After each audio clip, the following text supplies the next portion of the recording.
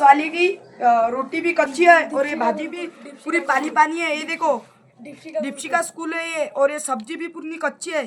खा के देखो नहीं तो। और ये रोटी पूरी कच्ची है। ये देखो रोटी कैसी है, बिगर पीठ लगाए की। ये देखो टूटी भी नहीं इतनी। ये देखो देखो ये देखो ये देखो। मी तुम्हाला स्पष्ट सांगू इच्छितो, मी प्राचार्य आहे सैनिक शाळा चिखलदरा इथे, आणि हा जो व्हिडिओ तुम्हाला दाखवलेला आहे तो अर्धवट व्हिडिओ म्हणून दाखवलेला आहे। त्या व्हिडिओवरून आपल्याला कळतं इथे 315 318 मुलं आहेत, काही मुली पण आहेत।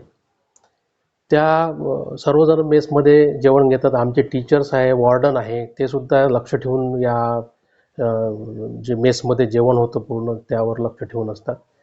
एखाद्या वेळी काही आता घरच्यासारखं जेवण कधी मिळत नसते मेसमध्ये, पण आपल्या मेसमध्ये चांगल्या रीतीने जेवण देण्याचा प्रयत्न केला जातो।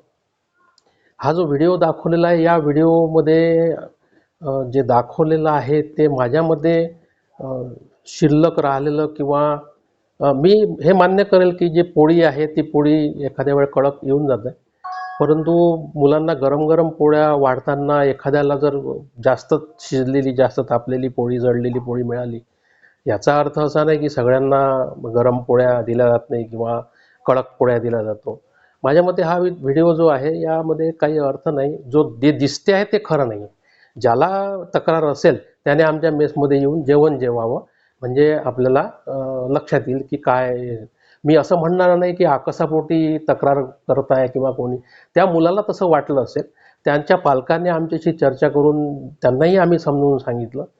त्या पालकांची परत तक्रार आली नाही, मात्र मुलांनी काहीतरी, अर्थात हे नव्या मुलांची तक्रार आहे आणि नव्या मुलांना इथे जास्त म्हणजे सकाळी फिजिकल किंवा शाळेचा शेड्यूल जो टाईट असतो तो त्यांना आवडत नाही। त्यामुळे ते काहीतरी पालकांना अर्धवट सत्य किंवा अर्धसत्य सांगून पालकांची दिशाभूल, पालकांनी ह्या गोष्टी ऐकू नये असं माझं मत आहे।